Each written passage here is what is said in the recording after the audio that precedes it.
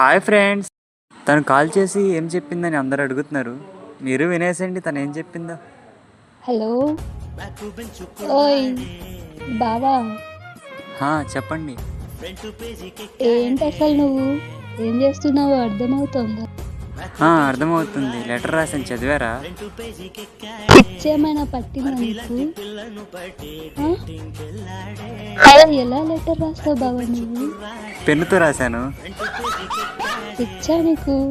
ఏదో బావ కదా అని చెప్పి కొంచెం క్లోజ్గా ఉంటే అలా ప్రపోజ్ చేసేస్తావా? నా మరదలిగే కదా నేను ప్రపోజ్ చేసింది. నువ్వు ప్రపోజ్ చేయగానే యాక్సెప్ట్ చేసేస్తా అనుకున్నావా? అసలు ఏమనుకుంటున్నావు నువ్వు? నేనేం అనుకోవట్లేదు.